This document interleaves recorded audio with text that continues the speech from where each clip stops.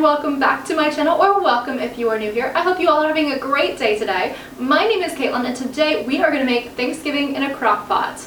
We will be making 8 dishes in total, which I know is a lot, but this feeds up to 8 people unless you have super hungry people, and then it might not feed as many.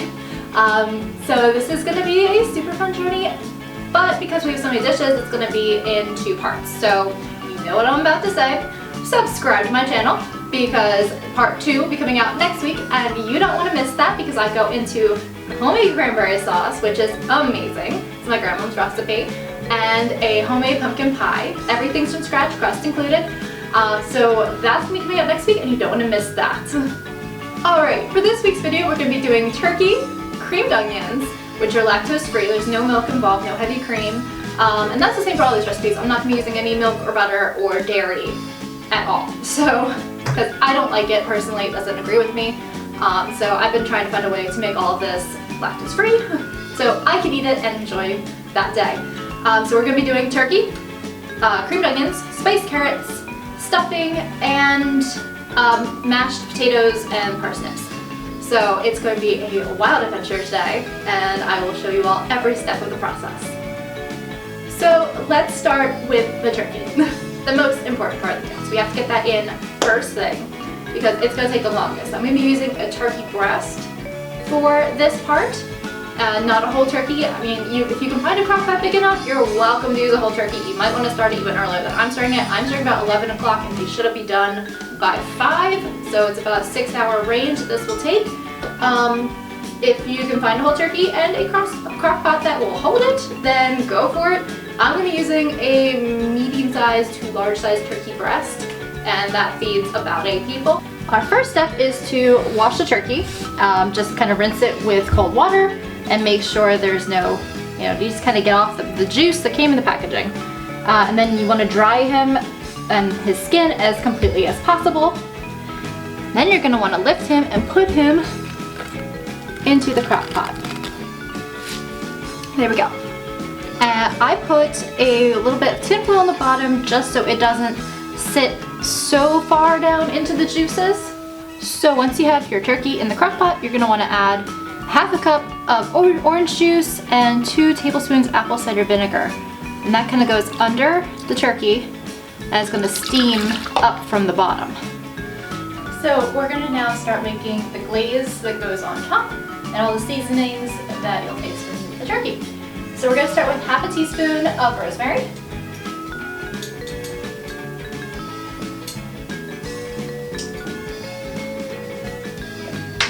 alright, we want a 1/4 of a teaspoon of smoked paprika, 1 pinch of salt. Now I kind of just eyeball my pinches. That looks good. Maybe I'll add a little bit more. Now that I'm seeing the bowl, yeah, that looks better. We'll add a sprinkle of black pepper. I think if I were to guesstimate, it's probably close to 1/4 of a teaspoon. That would probably be accurate. And then we're gonna do, wow, that exploded. Okay. We're gonna do a tablespoon of Dijon mustard. And 2 tablespoons. World's slowest honey. There we go. 2 tablespoons of honey.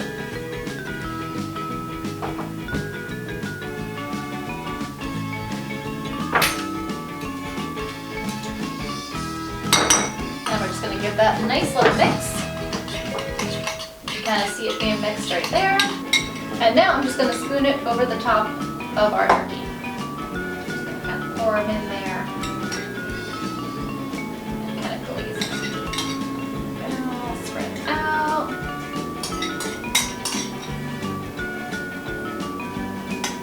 And we're basically just painting the turkey at this point.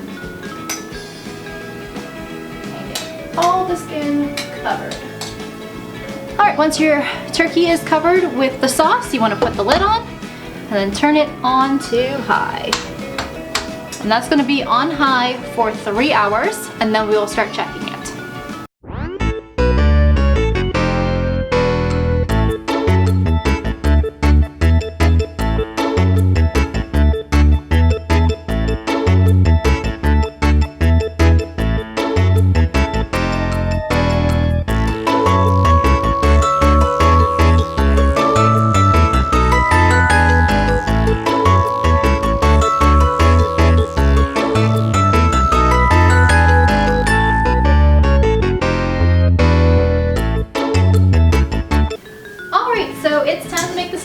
And what I have in this big bowl is about 1/3 of a loaf of a everything bread, which is like an everything bagel in bread form.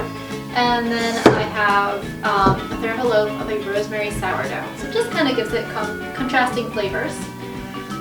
So our next step, once we have all this cubed, and I have it in decent pieces, and it's pretty dry, it's a couple days old. I've left it out on the counter for, you know, a couple hours. So you want to get drier. It shouldn't be super moist because we will be adding moisture to it. So our next step, once we have our bread cubed in a bowl, is to come over here, and we'll be using a skillet to saute a full onion and some celery. Alright, so in the pan I have about 2 tablespoons of vegan butter that started melting down. And I'm going to add, this is a whole onion, about a medium-sized onion, and 4 stalks of celery. I'm going to add that in there and just saute that a little bit. Alright, now we add our sauteed vegetables to our pan. There we go. And we add in, I'm going to start with like half a can.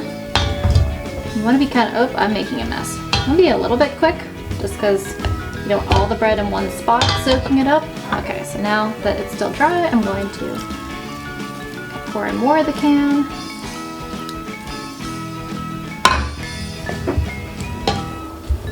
A couple more prods around. Trying to get things uniformly damp. We do want them to kind of bake together, and this helps that. Alright, so once you have your stuffing that's been mixed and a greased baking pan, you're going to want to tip the stuffing. There we go. Tip all of that into the baking pan. Voila! Alright, so now this goes in 350 degrees, 30 minutes.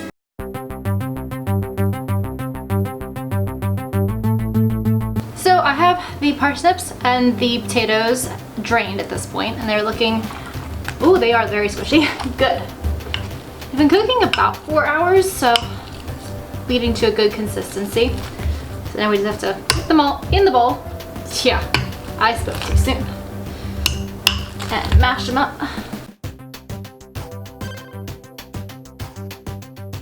Alright, so our next step is, after we have them mashed, is to add about a tablespoon of vegan butter and 2 cloves of very finely minced garlic, as well as half a cup of almond milk. And I'm gonna grate some sea salt in.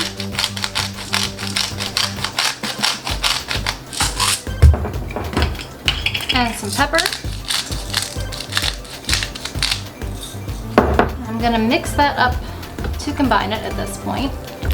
Alright, so once things are starting to get mixed together, I have a cup of, let's see if you can read that, silk almond milk yogurt.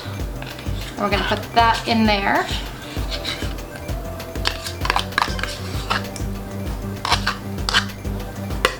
Because when I could have dairy, I liked sour cream in mine.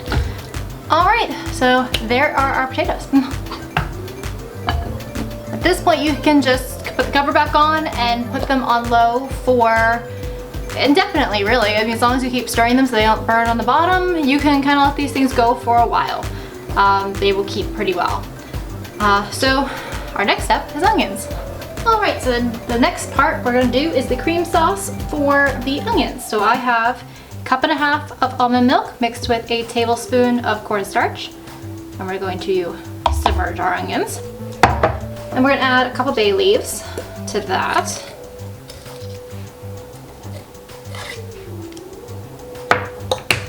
We're also going to add a sprinkle of nutmeg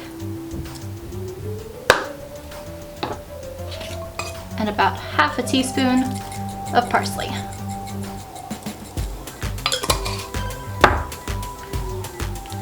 Half a tablespoon of butter, or vegan butter in this case. A couple grinds of salt.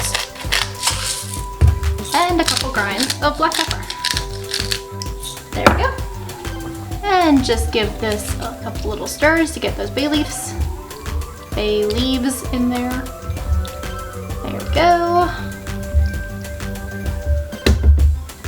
And Now those sit for about 30 minutes on high or indefinitely on low. You just want the sauce to be able to thicken up a little bit. Okay, so for the carrots, we start with 2 tablespoons of vegan butter, and then a half cup, that was a quarter, need 1 more, a half cup of brown sugar, as well as a half teaspoon of ginger. So I'm just sprinkling at this point. We want to put a half teaspoon of cinnamon. There we go. A quarter teaspoon, a little bit of nutmeg. I probably used a little bit less than that. And then a paprika, not too much, just a little bit. I do a quarter teaspoon as well. There we go. And I'm gonna give it a stir to mix that all in. Oh, that smells really good. There we go. It's smoked paprika, so it's got a really smoky smell and it smells amazing. All right, and we're gonna cover that up and put that on low. You have to watch that one because it does create like a sticky sauce, and the sticky sauce, which is sugar-based, can burn, so that one can go on low. I wouldn't leave it in there for more than an hour, but if you're really pressed, you can kind of turn off and turn on the heat to gauge it yourself. Just keep an eye on it, keep stirring it. But that one can sit for a while that way as well. If you like all the recipes in this video, please like my video and subscribe to my channel. Next week in the description, I'm going to have a timeline of everything I did and what order that was all done in, because while it took me 6 hours to do this, it wasn't done in the order in which it will be portrayed in the videos, just for, to make more sense for you guys watching. So once again, happy Thanksgiving, and I look forward to seeing you all in part 2. Bye!